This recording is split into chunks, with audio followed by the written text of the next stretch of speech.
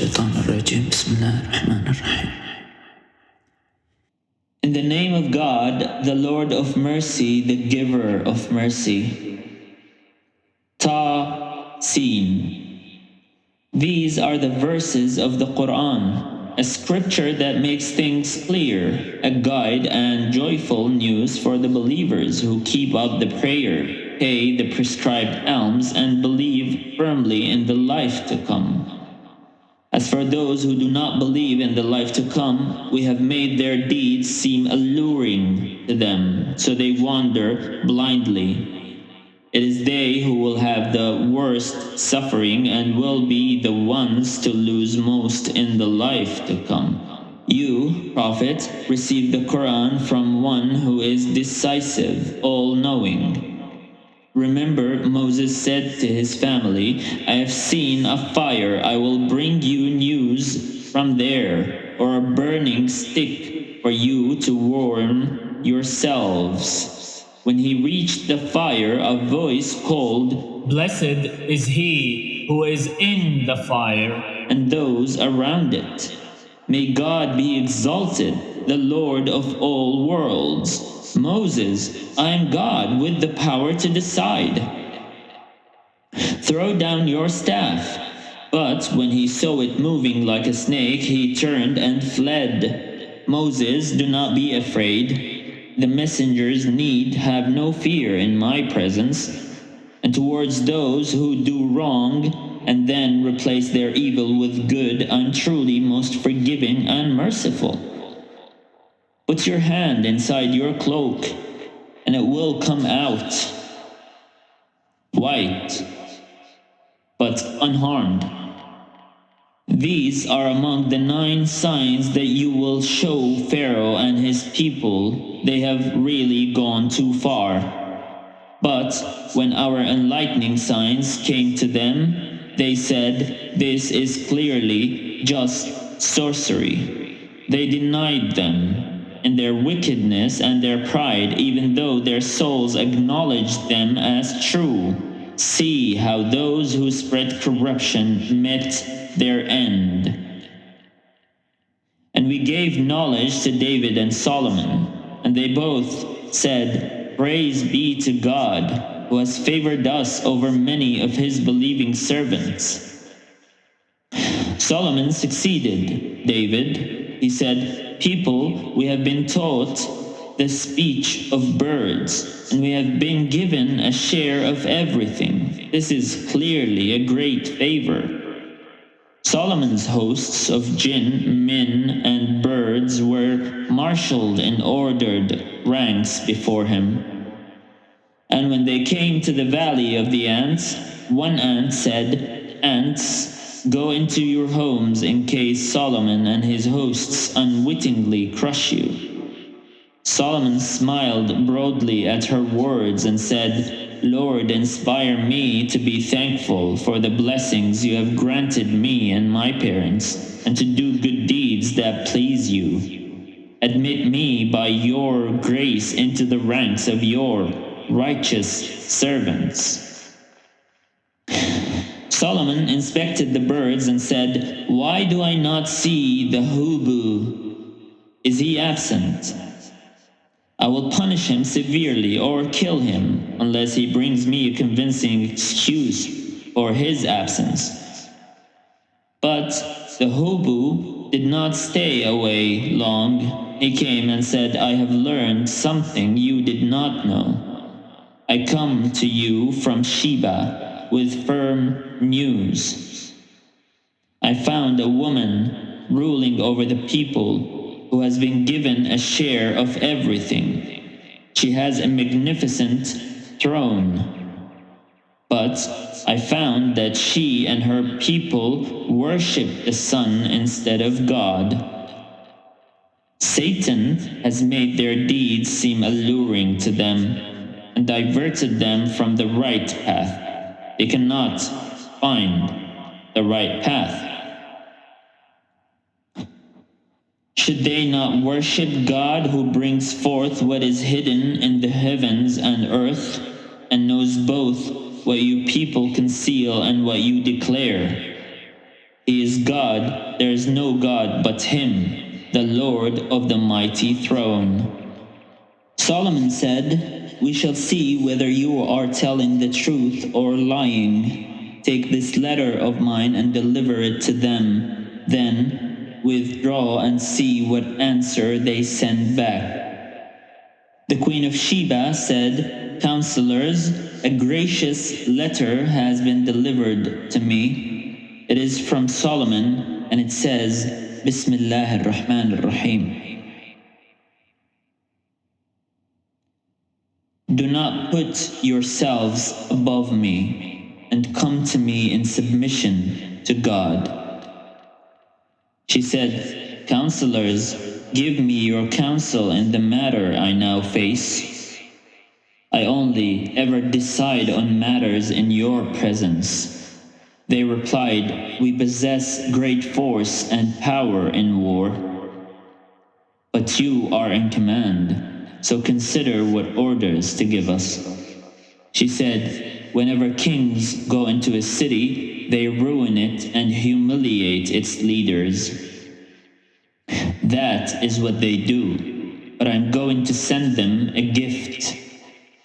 Then see what answer my envoys bring back." When her envoys came to Solomon, Solomon said, "What? Are you offering me wealth? What God has given me is better than what He has given you, though you rejoice in this gift of yours. Go back to your people.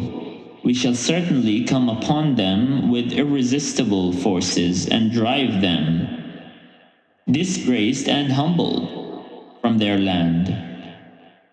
Then he said, "Counselors, which of you can bring me her throne before they come to me in submission?" A powerful and crafty jinn replied, "I will bring it to you before you can even rise from your place. I'm strong and trustworthy enough."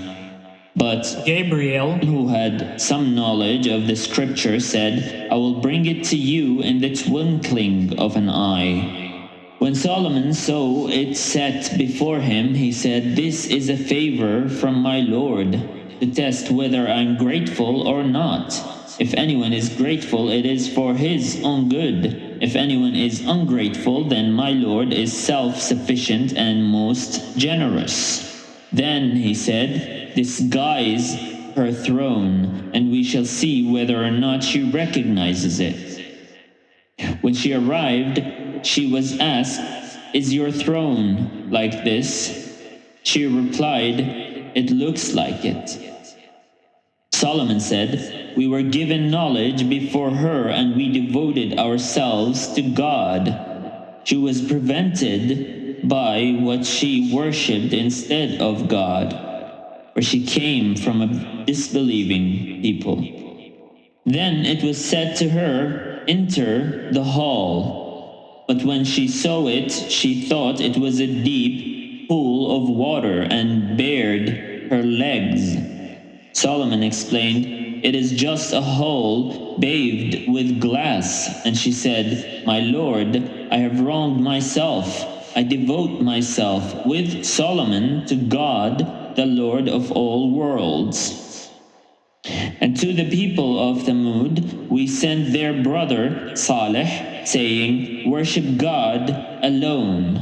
But they split into two rival factions. Saleh said, "My people, why do you rush to bring forward what is bad rather than good? Why do you not ask forgiveness of God, so that you may be given mercy?"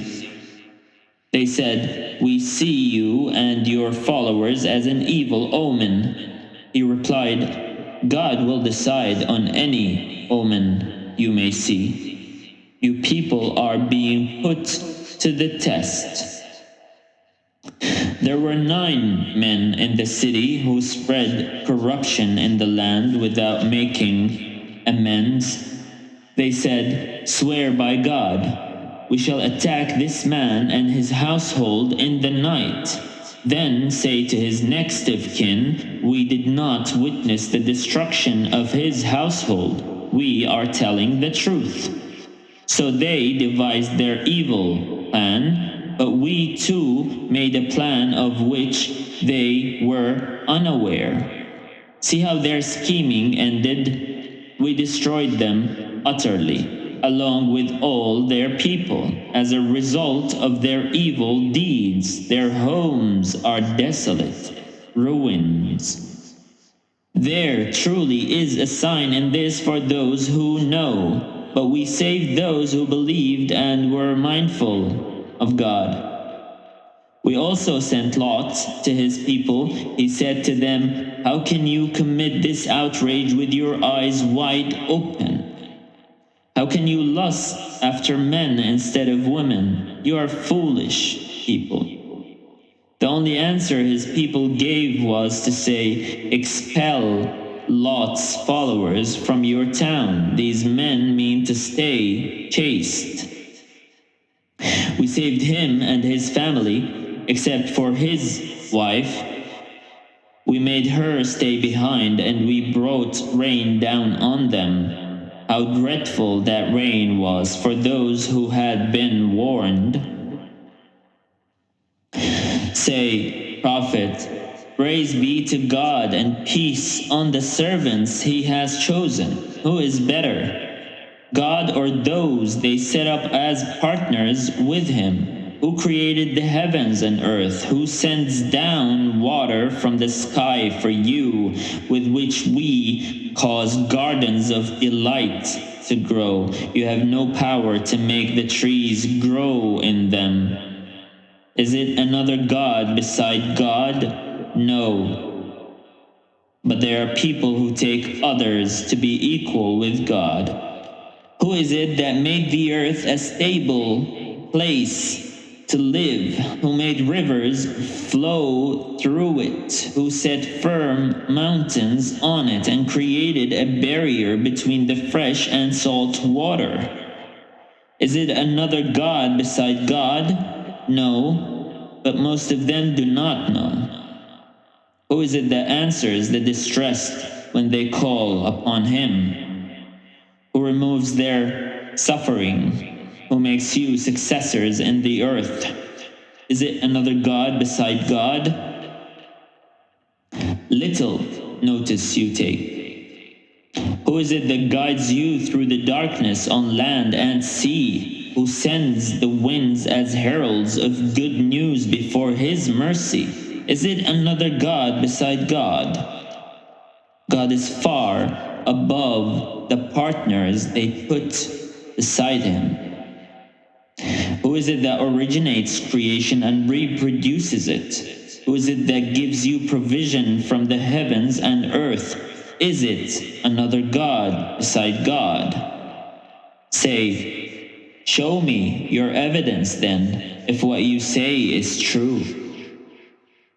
Say, no one in the heavens or on earth knows the unseen except God. They do not know when they will be raised from the dead. Their knowledge cannot comprehend the hereafter. They are in doubt about it. They are blind to it. So the disbelievers say, "What? When we and our forefathers have become dust, shall we be brought back to life again? We have heard such promises before, and so did our forefathers. These are just ancient fables." Prophet, say, travel through the earth and see how the evildoers ended up. Prophet, do not grieve over them. Do not be distressed by their schemes. They also say, when will this promise be fulfilled if what you say is true? Say, maybe some of what you seek to hasten is near at hand.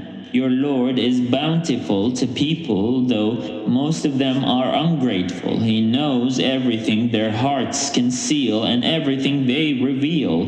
There is nothing hidden in the heavens or on earth that is not in a clear record.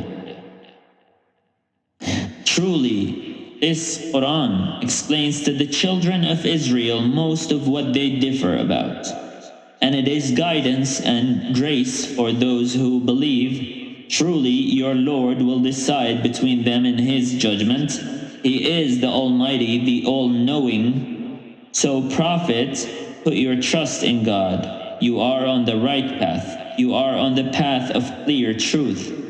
You cannot make the dead hear. You cannot make the deaf listen to your call when they turn their backs and leave. You cannot guide the blind out of their error. You cannot make anyone hear you except those who believe in our signs and submit to us. When the verdict is given against them, we shall bring a creature out of the earth which will speak to them. People had no faith in our revelations. The day will come when we gather from every community a crowd of those who disbelieved in our signs, and they will be led in separate groups until when they come before Him, He will say, "Did you deny my messages without even taking them in? Or what were you doing?" The verdict will be given against them because of their wrongdoing. They will not speak.